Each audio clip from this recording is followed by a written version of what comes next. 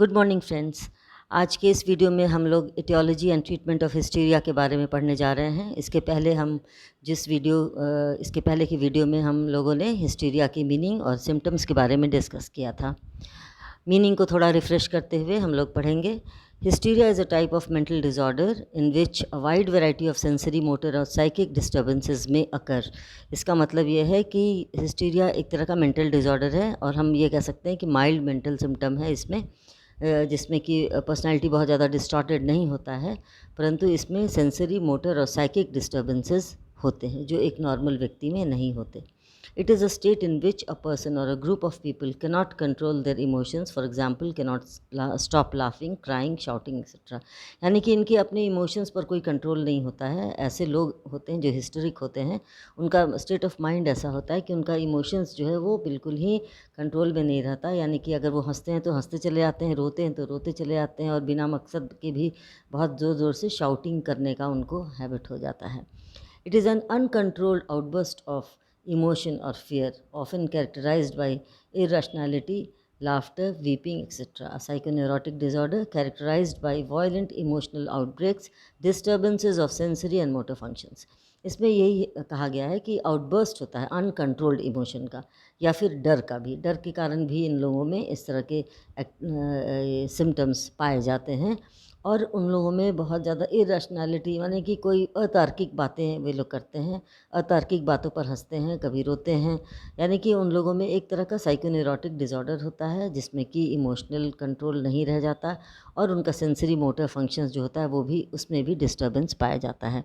Common symptoms जो हम लोग देखते हैं हिस्टेरिक पेशेंट्स में, वह है शॉर्टनेस ऑफ ब्रेथ, यानी कि ब्रेथलेसनेस का शिकायत होता है उन लोगों को, कि उन लोग सांस लेने में तकलीफ़ होती है। एंजाइटी, चिंता उन लोगों में बहुत ज़्यादा होती है, कभी कभी कारण से, कभी कभी बिना कारण से। फेंटिंग, कभी कभी ये लोग बेहोशी की हालत में आ जाते हैं, बेहोश हो जाते हैं। नर्वसनेस, बहुत ज़्यादा घबराए होते हैं, किसी भी बात से बहुत ओवर नर्वस हो जाते हैं, ओवर थिंक करते हैं वे लोग। इंसोम्निया, सोने की बीमारी, नींद की बीमारी इनमें हो जाती है। इनको नींद नहीं आती है पूरी तरह से, लोग सो नहीं पाते हैं क्योंकि बहुत तरह की बातें इनके मन में चलती रहती है हमेशा और उन लोग उसी में प्री ऑक्यूपाइड रहते हैं। सेक्सुअल फॉरवर्डनेस, यानी कि सेक्सुअल डाइवर्शंस भी इन लोगों में पाया जाता है, जिसमें जो एक हेल्दी सेक्स होता है वो लोग उसके इसके बारे में नहीं समझ पाते हैं और ना ही उस तरह की माइंडसेट उनकी होती है। इरिटेबिलिटी, यानी कि उन लोग बहुत इरिटेबल होते हैं, चिड़चिड़े हो जाते हैं। और एजिटेशन, यानी कि आक्रामकता और बहुत ज़्यादा उत्तेजित हो जाना। तो आक्रामकता, उत्तेजना, ये सब जो है वो कॉमन सिम्टम्स हिस्टेरिक पेशेंट्स में पाए जाते हैं। अब हम लोग आते हैं आज के मुद्दे पर, वो है इटियोलॉजी ऑफ हिस्टीरिया। ये हम लोग जानेंगे कि आखिर इसके कारण क्या होते हैं, कौन से ऐसे कॉजेज़ हैं जो कि ये कन्वर्शन हिस्टीरिया को जन्म देता है। तो इसमें सबसे पहला है एस्केप फ्रॉम अनप्लेजेंट सिचुएशन। इसमें क्या होता है कि जब व्यक्ति किसी अप्रिय या फिर कोई डरावना, खौफनाक परिस्थिति से बचना चाहता है, तो ऐसी परिस्थिति में ये लोग कन्वर्जन हिस्टीरिया के लक्षण इनमें विकसित हो जाते हैं।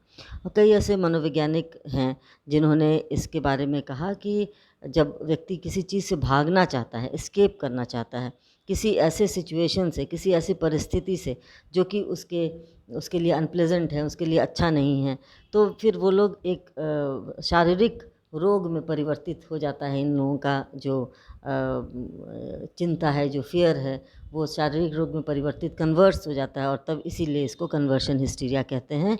और इसमें एक तरह का ये लक्षण एक ढोंग के समान ही होता है। दूसरा है पर्सनालिटी कैरेक्टरिस्टिक्स। मनोवैज्ञानिकों का ये कहना है कि इसमें, और बहुत सारे ऐसे अध्ययन हुए हैं जिसमें ख़ास तौर पर कहा गया है कि ऐसे व्यक्तित्व में कुछ ऐसे शील गुण होते हैं जो हिस्टीरिया के लिए काफ़ी इम्पॉर्टेंट होते हैं और रिस्पॉन्सिबल होते हैं। तो उन लोगों में जो शील गुण जिनमें ऐसी होती है, उनमें तेज़ी से हिस्टीरिया का दौरा पड़ सकता है या हिस्टीरिया का अटैक हो सकता है। जैसे कि उसमें हम लोग देखेंगे सजेस्टिबिलिटी, बहुत ज़्यादा कोई सजेस्टिबल हो, या फिर जिसमें इमोशनल रिस्पॉन्सिवनेस की कमी हो, नहीं सही तरीके से वो लोग इमोशंस को अपने एक्सप्रेस कर सकने में सक्षम हो, या फिर उत्तेजनशीलता की अधिकता, बहुत ज़्यादा मैनियाक टाइप से हो, बहुत ज़्यादा उत्तेजित स्वभाव के हों और बढ़ा चढ़ा के कहने की आदत जिनमें हो, तो उस तरह में बहुत संभावना होती है कि वैसे लोगों में इस तरह की हिस्टीरिया, कन्वर्शन हिस्टीरिया हो सकता है। नेक्स्ट है अनफुलफिल्ड डिज़ायर। जैसे कि सिगमंड फ्रॉयड ने कहा है, कोलमैन ने कहा है, बहुत सारे ऐसे मनोवैज्ञानिकों ने कहा है कि जब व्यक्ति अपने डिज़ायर्ड गोल को प्राप्त करना चाहता है और उसे सामान्यतः किसी भी कारण से, किसी भी परिस्थिति से वो प्राप्त नहीं कर पाता है, तो इस तरह से वो कन्वर्शन हिस्टीरिया का पेशेंट बन जाता है। और इसमें क्या होता है कि वे लोग अपने परिवार से प्यार पाने के लिए नाराज़ नहीं हो कोई परिवार के सदस्य, उससे बचने के लिए ऐसे तरह के जो फिज़िकल सिम्टम्स उन लोगों के अंदर वो लोग विकसित करना शुरू कर देते हैं, जो कि सही नहीं होता है, जो कि गलत होता है, क्योंकि उन लोगों में कोई भी ऑर्गेनिक प्रॉब्लम्स नहीं होते। उसके बाद है अवॉइडेंस, यानी कि किसी भी इम्पल्सेस जो होते हैं उससे बचाव का एक तरीका है ये, उस एक तरह का डिफेंस उन लोग चाहते हैं, बचाव चाहते हैं। और कभी कभी क्या होता है कि व्यक्ति इसी कन्वर्शन हिस्टीरिया का रोगी भी बन जाता है। तो ऐसे बहुत सारे उदाहरण हैं, और जब साइकोथेरेपी किया गया तो पता चलता है कि उन लोगों के अंदर कोई ऐसी दमित इच्छा है या दमित बातें हैं जिससे वो भागना चाहते हैं, और वे एक तरह का डिफेंस मैकेनिज़्म के रूप में वो ये अवॉइडेंस के लिए, अवॉइड करने के लिए वे लोग इस तरह के हिस्टीरिया के पेशेंट बन जाते हैं। नेक्स्ट है conversion from actual physical disease. उसमें क्या होता है कि कुछ ऐसी विशेष परिस्थिति में क्या होता है, ये जो कन्वर्शन हिस्टीरिया है वो वास्तविक जो शारीरिक बीमारी होती है, या ऐसी को समझ लीजिए कोई दुर्घटना हो गई, कोई एक्सीडेंट हो गया जिसमें व्यक्ति कम या ज़्यादा घायल हो ही सकता है, तो वैसे कारण से वे उन लोगों में ये कैरेक्टरिस्टिक्स विकसित हो जाता है, उन लोगों में ये कन्वर्शन हिस्टीरिया विकसित हो जाता है। फिर नेक्स्ट है सोशियो कल्चरल फैक्टर्स, क्योंकि हम लोग जानते हैं कि किसी भी तरह का मनोरोग में, किसी तरह का मानसिक रोग में हमारा समाज और हमारी संस्कृति बहुत ही ज़्यादा रिस्पॉन्सिबल होती है। तो इसमें किसी खास ऐसे कल्चर के लोगों में ये अधिकतर पाया जाता है कन्वर्शन हिस्टीरिया केस, और कोई खास विशेष समाज में भी ऐसा पाया जाता है कि वहाँ के लोगों में ज़्यादा चिंताजनक बातें होती हैं, या हमेशा वो लोग एग्रेसिव होते हैं, या उन लोगों में बहुत तरह का डर मन में समाया रहता है, किसी न किसी तरह का इनसिक्योरिटी की फीलिंग होती है। तो वैसे कल्चर में या वैसे समाज में ऐसे लोगों की अधिकता पाई जाती है। अब हम लोग आते हैं ट्रीटमेंट में। ट्रीटमेंट ऑफ हिस्टीरिया में हम लोग आते हैं, सबसे पहले है कन्फ्रंटेशन। कन्फ्रंटेशन यानी कि सामना करना एक तरह से। तो इसमें क्या होता है कि चिकित्सक रोगी को अपने लक्षणों के प्रति अधिक जागरूकता और बढ़ा चढ़ा कर उसका उपचार करने की कोशिश करते हैं। जैसे कि अगर चिकित्सक रूपांतर हिस्टीरिया का ऐसा रोगी है और उसको ये विजुअल अवेयरनेस उसमें बढ़ जाती है बहुत ज़्यादा, तो वैसे लोगों को ये समझाया जाता है कि इस तरह से उनको कैसे अपने इस रोग को कैसे डील करना है, और कैसे उनका अपना आत्मसम्मान को बढ़ाते हुए जितने भी मानसिक संघर्ष उनके अंदर हैं, उन सारे मानसिक संघर्षों के साथ सामना करना, उनको उसको केपेबल बनाना, उसको इस योग्य बनाना कि वो लोग अपने इस तरह के मानसिक संघर्ष और दुश्चिंता और फ़िक्र से वे लोग उबर सकें। दूसरा है सजेशन यानी कि सुझाव। इसमें क्या होता है कि चिकित्सक पूरे विश्वास के साथ रोगी को सरल सुझाव देते हैं कि उनके लक्षण जल्द से जल्द दूर हो जाएंगे अगर उनको सही तरीके से वो लोग अपना बिहेवियर और अपना पर्सनैलिटी में चेंजेस लाएँ।